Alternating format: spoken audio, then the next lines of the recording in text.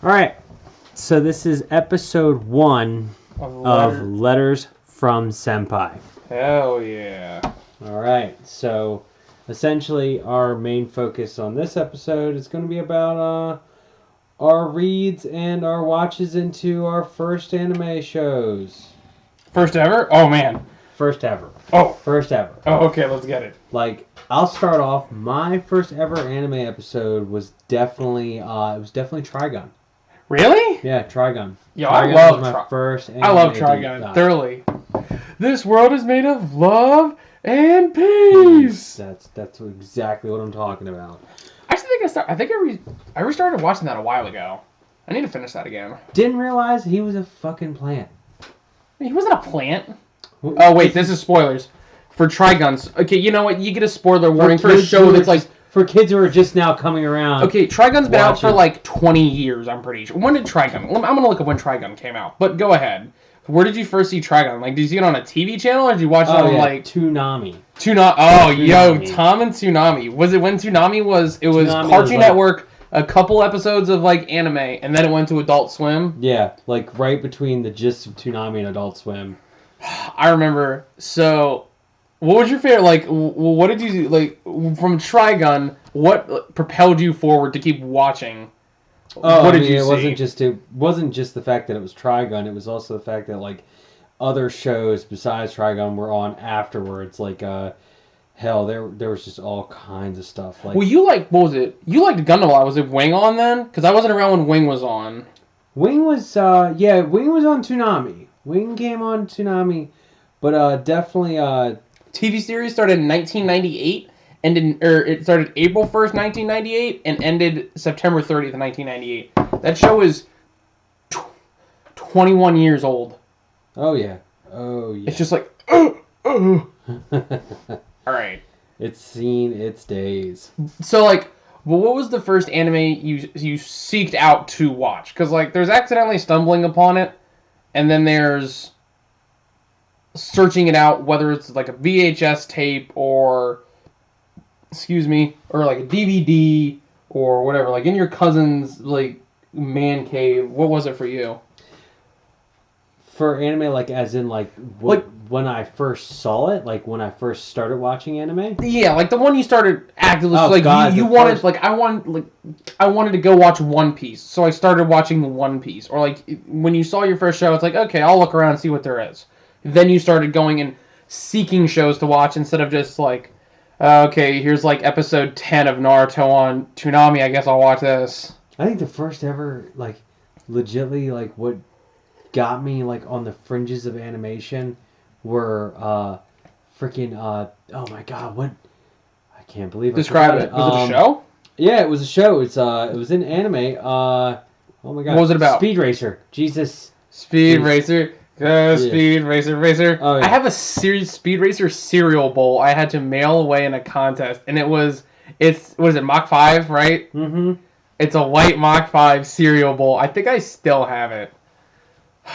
Of course, we can't forget that horrible, horrible movie that followed in 2008 of Speed Racer. Wait, was it live action? Oh yeah, it was a live action. There's a live action Speed Racer? Yes! God, that sounds Emil Hirsch, Matthew Fox. Horrible. Why would you ever... John Goodman played in that movie. Why would you ever have a Speed Racer live action movie? And Susan Sarandon. Just redo the show, remaster it. But why make a live action movie? And make them actually voice actors. That would have been better. Okay, well, there's a difference. The only difference is there's a difference between voice actors and like regular actors. Because a voice actor, all you do, you convey emotion through your voice and your inflection, and that makes sense. But with an actor, you also have to do it with your body language and how you approach people. I think there's a lot more to it than, like, instead of slapping voice actors in actor roles. Not saying that they couldn't do it. It's just there's more to it. Oh yeah, no. Like, I mean, I don't see a voice actor who's done it for so long. I mean, you don't see him jumping out into the main, like right out into the picture. Well, yeah, no. Because like if you're a voice actor, I don't know. Just honestly think about that. Some of the voice actors, they're not good. They're no Keanu Reeves. Okay.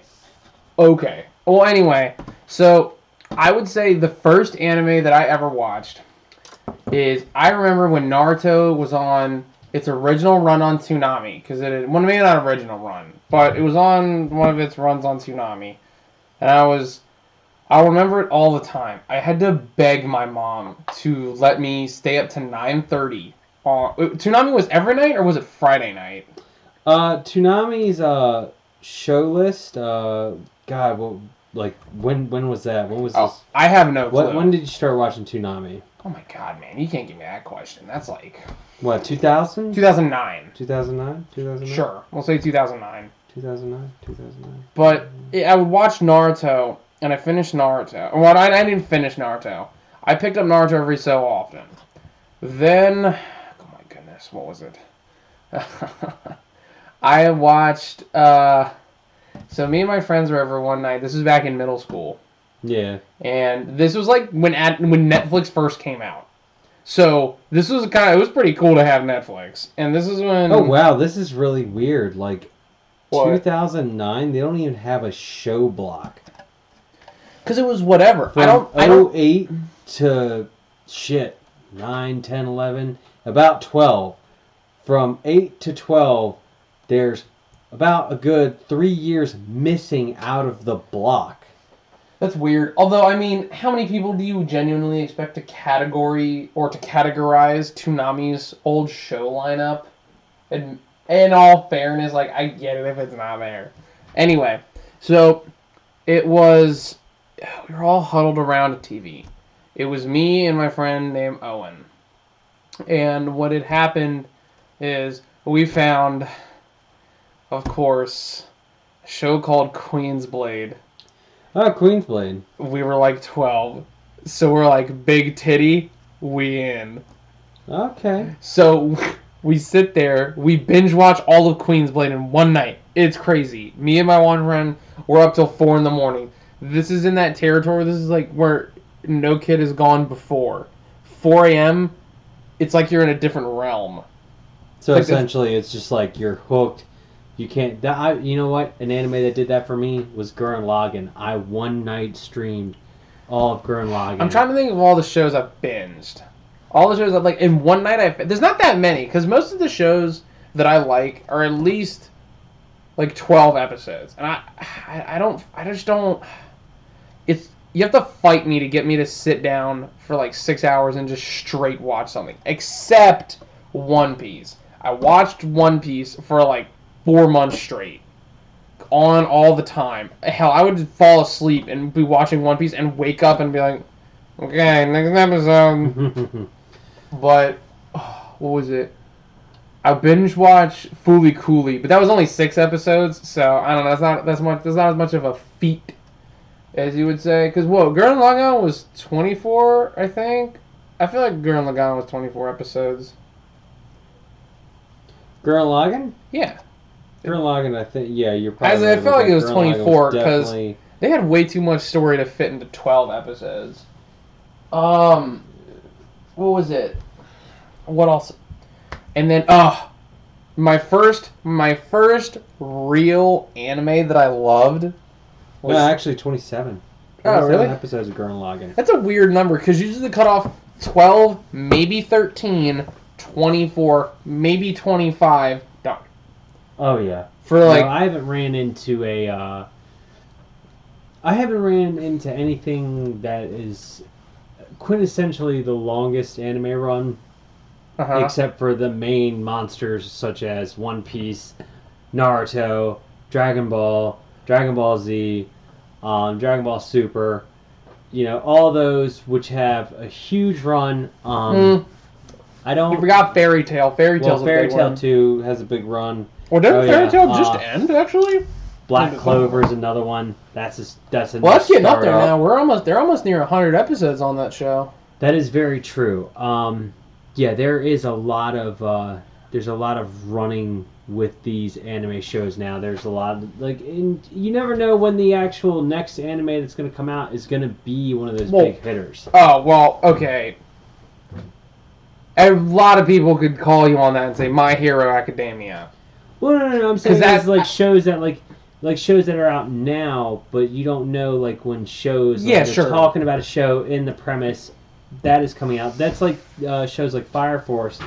Um, you don't know how long it's gonna run. You don't know if the very first 12 episodes are gonna stick and they're gonna enjoy it and they're gonna be like, okay, we're gonna release it for another season. You don't know. You have no idea. That's like, true. You don't know how long the fan base. But that's just like predicting. Stay. That's predicting the future. But back to what we were talking about. So my first actual anime that I really got into was Inuyasha, and that was my jam. Oh yeah, I loved Inuyasha. I went to my local bookstore, which is, I think it still operates. It's like a secondhand bookstore, and they had the old, because issue 1, 2, and 3 of Inuyasha were done in color, and then all the others were black and white. Although I think you could find 1, 2, 3, and 4 in black and white. Yeah. I think my mom threw them out when I was like 15. Or not 15. I was like 13. I was really upset. I was like, damn. Missing out on the Fucking, colors, I really like Inuyasha. But, gosh. Well, what have you been watching this season? As far as this season goes, I've literally been catching up on things like, here, let me see, because I can't name off the top of my head, because I'm just about as blank-minded. Okay, here we go. Is it wrong to pick up a girl in a dungeon 2? Danmachi 2. Yeah. Is that on Crunchyroll? Yes, it is. I have to watch that. I forgot that existed for like the longest time because there was a big gap where that show Rewatching Golden Boy. God, such a good show. Golden Boy is hilarious. It is super funny. God, I love Golden Boy. Laughter. I think I've watched it like 3 times. I think I've watched that show at least 3 times through. It's so good. But I can never find I can't find like a streaming service that has it. So you always got to go to like kissanime.ru. Are you a human? Click ad. You won't last 5 minutes in this game. Why? To the Abandoned Sacred Beasts. I've been watching that one. That one I've enjoyed. I don't think that'll get more than 12 though. This is a prediction. Because it seems like every episode is main character and he goes out, slays enemy, a little bit of an aftermath, self-reflection, rinse, repeat. Because there's never... I don't want to say there's never. There hasn't been like a villain established, like a main villain. He's kind of just been going around cleaning up, like I want to say lieutenants, but sure. Right, cleaning up his lower ranking staff members who've now gone insane. Spoiler for that, by the way. I think they explained it in like the 2nd episode, so fight me. I almost been watching that. I watched like the 1st episode of Dr. Stone. I need to get back on it because I think they're on like 5 episodes now, if not more. What about like Mob Psycho 100? I haven't watched. I need to watch the 1st season of that, and I didn't get into Mob Psycho, but it's just quality. I know it's really everyone I talk to runs into it. This is really say good. It's a quality of life. Okay, and then what was it? Well, speaking of Mob, the One Punch Man 2 or season 2 fiasco, that was pretty bad.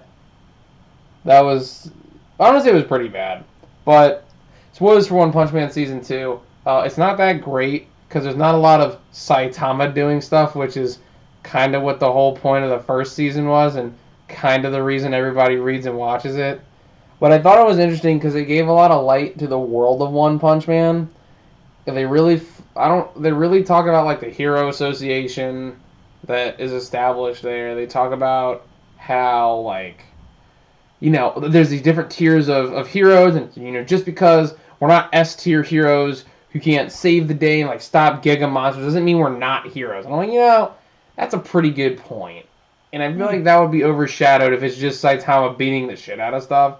That being said, there was a couple good scenes where Saitama had some good action, but they were in and out like lightning, super quick. Yeah, no, that definitely is true.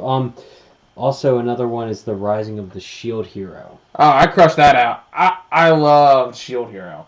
Shield Hero is an isekai I thought done well. because the initial. How far are you into it, Matt? Essentially, I've only got 2 more episodes left. Oh, really? Yeah. Oh, cool. Okay, so my thing with it is that it does isekai well in the fact that, like, they jump in. Oh my goodness, you're here from another world. Okay, here's your powers. Okay, then it kind of strays away from the whole usual. I gotta get back home. I gotta go home and I gotta do anything to go home. He doesn't really focus on that as much. No, it's nothing. There's nothing pretty much in the very 3 to 4 episodes that even proclaim that he wants to travel back to home. Essentially, I don't know about that. I think he's more bothered by the fact that what's happening in the now when he's stuck in that world where he's basically, okay, well, I'm stuck in this world. Well, back at home, things were shit. I've got to, I had to help my, brother. I think it was brother or sister. I can't remember. He was going through some rough times with them. So essentially, he was trying to make the best of a situation in the world he was transported to now. So essentially, what you see is like how the characters in there, essentially in the very first 2 to 3 episodes, you come to find out things aren't always as what they seem, and things are very different for the Shield hero. Yeah, I can agree with that. I really liked the show. I think it was done very well. I think it's one of the isekai that's come out recently that's been making the waves. There's also, what was it? The time I got reincarnated as a slime. That was really good. Still haven't finished that. It's apparently a really good isekai. So I need to go back and finish watching it. But I fell off the bandwagon around like 8 episodes in, I think, is where I'm at with it. But I have no clue. Dr. Stone, I was watching, what was it? What was another one? I was watching Astra Lost in Space, which is one I think is exclusively on Hulu. Don't quote me on that. But it was really good. So far, it's been really interesting because they don't have a lot of space anime that is not like a space opera like Gundam is. Like, there's tons of Gundams that take place in space. I don't even know how many that take place that don't exist or that don't feature some form of being in space. But I don't know if that is like a sentence that and even works. But I enjoy it so far because it's crew of people gets abandoned in space. They have to figure out how to survive from planet to planet to planet to planet to essentially, like, they have to take, like, a stepping stone path back to Earth because they get stranded in the middle of the galaxy or whatever. Yeah. Like, okay. And just your Lost in Space kind of theory thing. Yeah, it is kind of like Lost in Space, is that they all have their own special quirk. Like, each different person has a special thing they can do. Like, one's a master, like a biologist.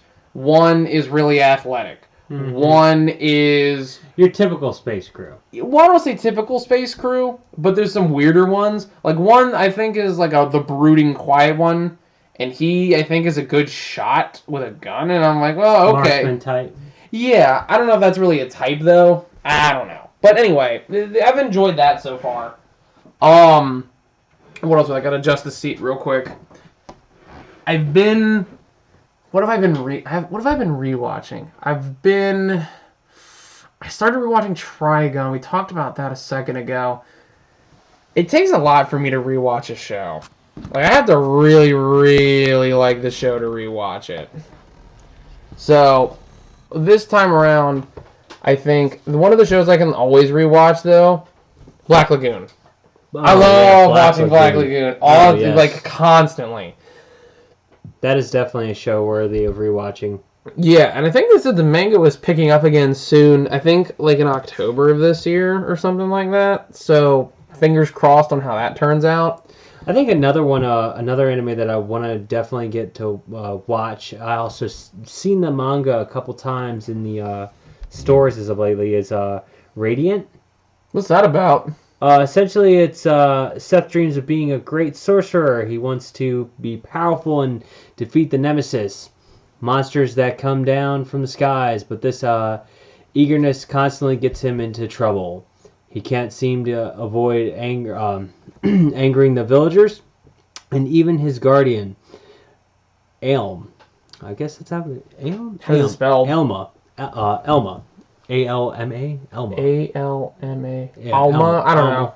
Yeah, one day, an enormous nemesis really attacks the village.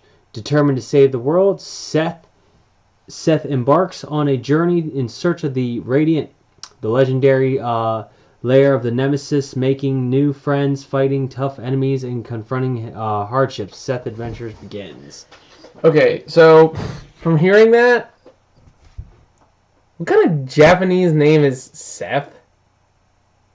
Because I'm very much used to like Seth is the most pure. I'm used to like it's got to be American. Like Issei, Jotaro. I'm trying to think.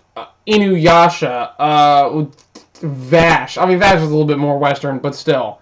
Yeah, it's very Western. Yes. Seth? I find that very like. I think it's a cool choice. Is that like that's not something you expect. It's a guy Seth. Like what's his guy name? Joe. Yeah, no, I've never really watched it so far. I'm dying to actually watch it. I've seen the mangas a couple times in stores. I've flipped through them. They look pretty good. I mean, it looks like a solid. Looks like it's going to be a solid anime. When is it supposed to drop? Is that like this fall? Is that one of the fall shows? This is actually this is out now. Oh really? Yeah, this is out now with 21 episodes. Oh, so they're actually crushing through it. Yeah, so essentially it's definitely looks like it's going to be something good. Other shows such as like other shows that we could probably watch and rewatch and love to rewatch. How about that Bleach? Man, we got to get Cody on here one time. Cody can talk our ears off about Bleach. Okay, I remember watching Bleach originally once I got on Toonami, because that's basically where I was able to get it, because I didn't have a computer for a very long time. So it was either Toonami or Max sat through the copious amount of ads on Crunchyroll to watch it. And let me tell you about that part. There's too many ads, so Crunchyroll, if you hear this, I'm watching you. But I liked Bleach. It's just I fell off with it because I don't actually remember why I fell off with it. I think it was cool. I heard the manga though got cut into they cut Taikubo, a super short rope. I think he had to finish up the entire thing in like 4 weeks. The entire story was in 4 weeks because Bleach got axed from Shonen Jump. There's not that like the only thing from when we really started getting into anime on Shonen Jump anymore is literally One Piece. Also, another anime worthy of watching. It is literally almost like a movie. It has such good, just the drawing, the animation, everything down to the bitter nitty gritty. Is Megalobox. Megalobox. Okay, I watched a good portion that I need to finish it. I get really close to finishing it. I didn't used to be like this. Okay, I didn't used to do this, but now it's just I don't know. I get like 8 episodes in, and I'm just like, all right, let's do that. Although, because everyone said it looked a lot like Cowboy Bebop, because it's not as much CG as it is hand drawn. So it's done kind of like, of course, it has older style. It has that old style, but still fresh paint over it that gives it it's more of a realism to the animation. Yeah, I would agree with that. I think it's cool though because when you go into like sports anime, especially let's just say boxing. So like Hajime no Ippo.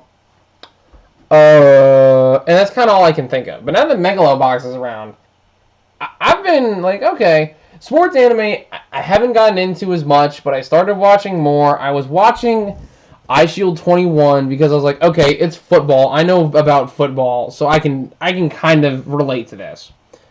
I watched a good portion of that. I watched a good portion of Megalobox. I watched a handful of episodes of Haikyuu. Okay, so Haikyuu gets a lot of crap for being like a show that only girls watch. Or maybe it doesn't. I don't know. I hear a lot of people give it crap for being like a girls show. I think Haikyuu's pretty cool. Like, I've never seen a dude spike a volleyball with more intensity than the guy, like the main character from Haikyuu. I don't remember his name, but that was some of the most entertaining, like, sports ball game I've ever seen in my life. Even compared to normal sports, I'm like, man, this is nowhere near as hot as everything. I mean, granted, they draw it and they make a storyboard to make it look good, but still.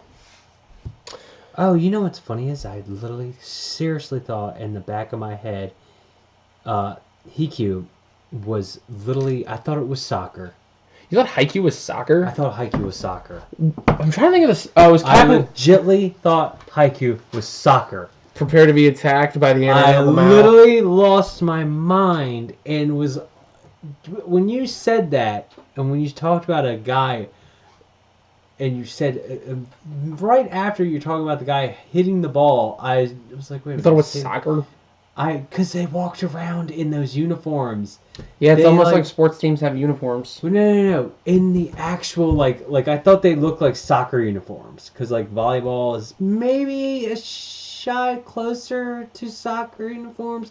Not exactly. Well, it is shorts and a shirt, so you're pretty on the ball with it. Yeah, so, like, I saw these kids, all of these kids in 2 years before, 2 years ago when I went to Otakon myself.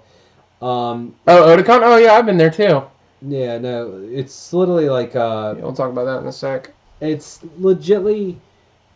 That's all I saw that year. It was probably because it just got animated. Or either that, or is it like it just had a big release or something? I don't know, there's season... Jesus, there's a fudge load of them. Yeah, it's a lot, dude. No joke. So, you said something about Otakon. Do you want to talk about, like, conventions or something? We can break into the convention scene for, like, literally the next 2 minutes before we have to go. Okay. Well, yeah, so you said you went to Otakon, right? And how many years ago was that?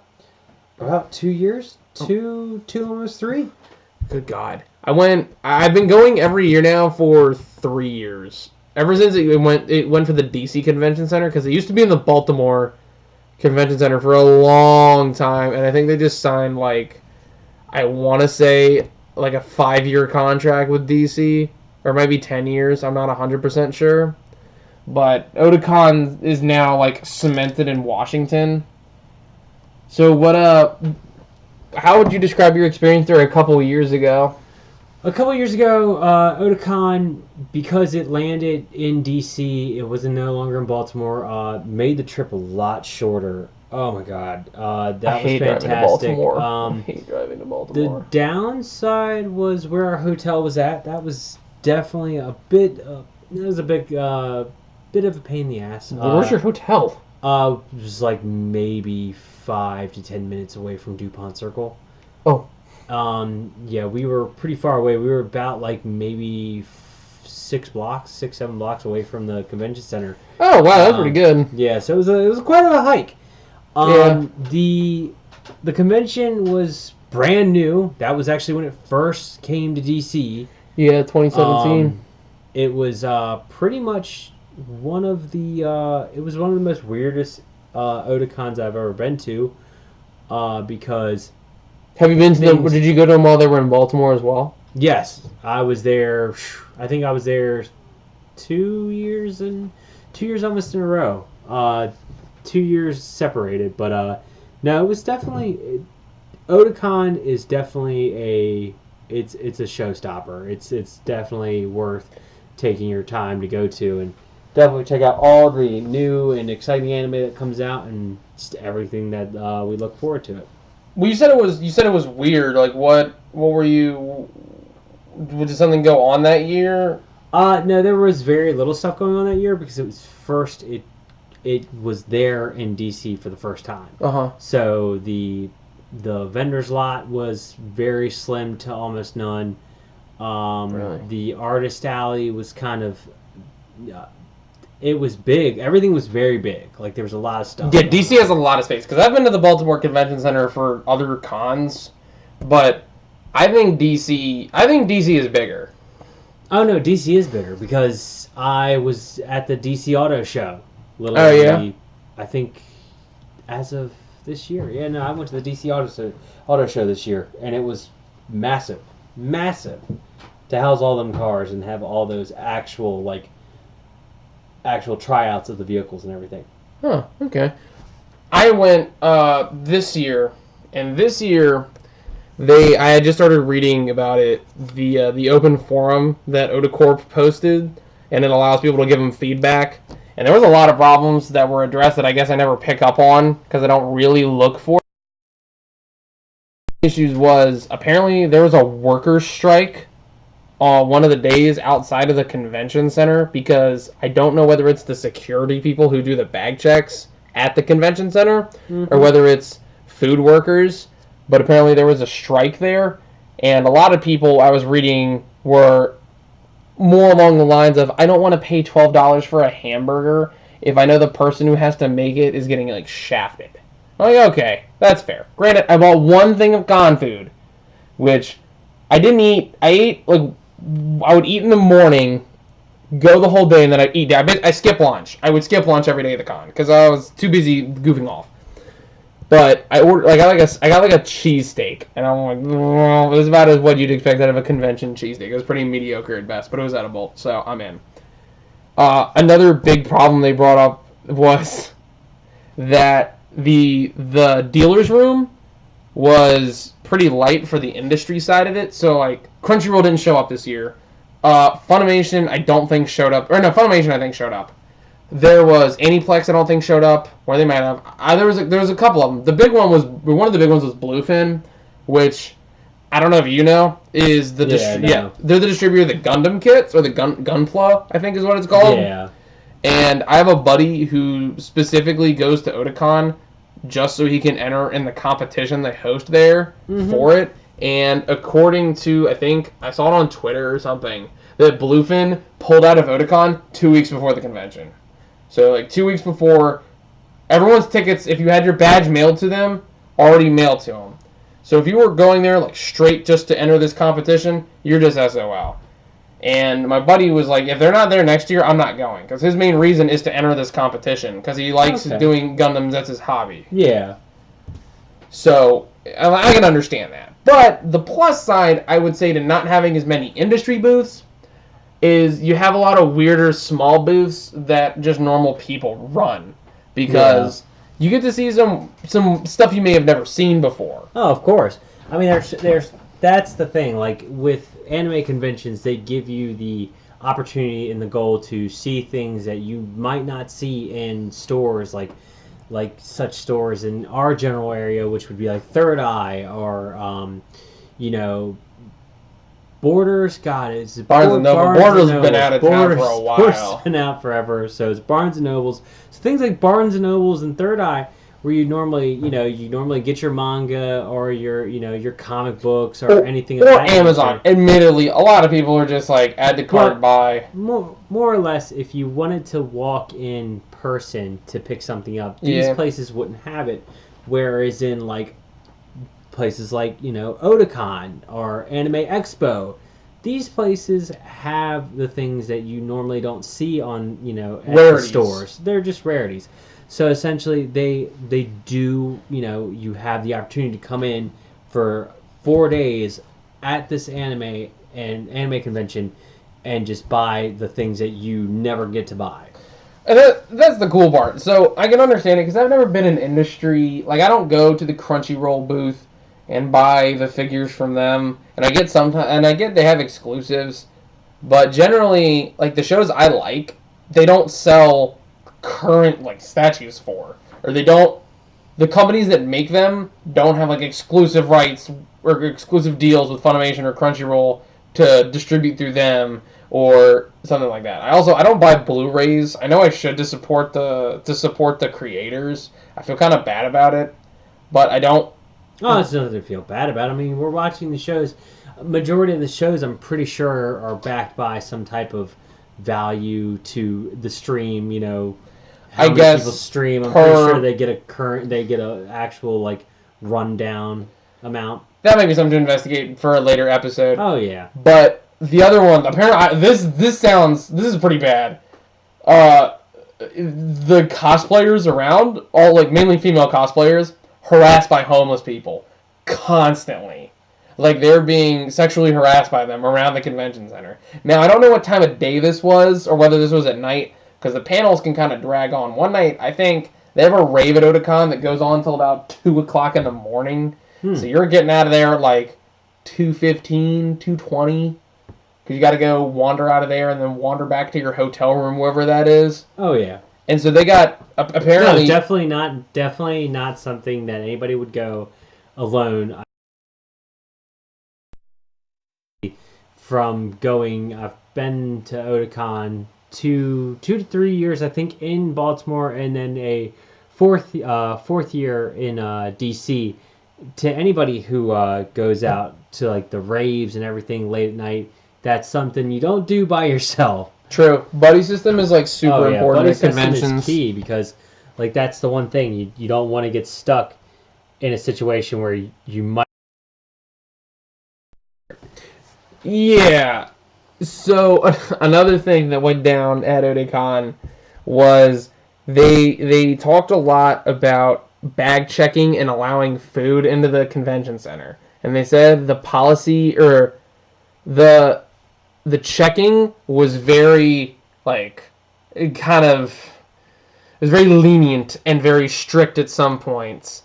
So there's supposed to be like a hard no food policy. I'm pretty sure on Otacorp's rules, you're not supposed to bring food in. But I was reading a lot of the forum posts, and people were like, I walked in my bag, I had multiple granola bars and like water, sealed, but still. I had like a bag of chips. Some dude said he walked in with a Subway sandwich. And some other people were like, the moment they saw a Gatorade in my bottle, they made me throw it away.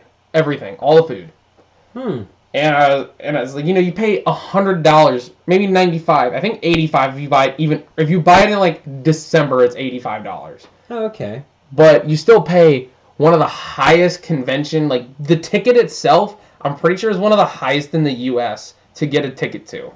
Okay. Minus like traveling and stuff. It's pretty expensive to go to Otakon if you don't live near Otakon. Yes, of course. I mean, that's almost with any anime or comic book convention. I mean, you do run the risk of high dollar tickets like that. That is a convenience, a fee of convenience. Yeah, I guess it's kind of a fee of convenience, but I think it's also a fee of experience because you can't walk outside of your house and see cosplayers. So the only time you're ever gonna get to take a picture with like a really cool looking character, or the next time you're gonna take a picture with a John d'Arc or something, or a Vast Stampede. Naruto is going to be at these conventions. So you it's more of like it's your ticket to a shopping mall, but it's also your ticket to get all these memories, I would say. Because every time with these Otakons, we always walk out of them with regrets sometimes, but not regrets in a bad way. Regrets in that we didn't do stuff we wanted to. I've been pretty bad. There's never a moment where you can say to yourself, "Oh yeah, I'm definitely going to be able to do everything within the allotted 3 to 4 within the days. Convention. Hell no. No, you're not going to be able to. But that's the one thing. That is actually the one thing about anime conventions and any convention alike. You're not going to get the chance to do everything in one day, unless you're crazy. Unless you spend 10 minutes in each panel. Panel to panel. I see people in the groups for Otakon, because it's kind of the main one I go to every year. And I try and go to others, but they talk a lot about, there was one person I was reading said, they literally went there just for the panels, and then they ran through the dealer's room once, just to see anything that could be cool in there. Okay. And I don't know, because I've never been to a panel. Two things. I decided to cosplay. I went as a Bakio from JoJo's Bizarre Adventure. It was cool. I had a good time. Only problem is literally a melting pot. Oh yeah, of course. I mean, when you're in the costume, it will be hot. Depending on what when your actual convention falls on, what season it falls on, or you could be in California or Florida or Texas, where most of these states don't have multiple seasons. They have one season, and the season is hot all the time, hot. But yeah, no, we are gonna wrap this up. This is episode 1. I hope y'all enjoy. See y'all next time.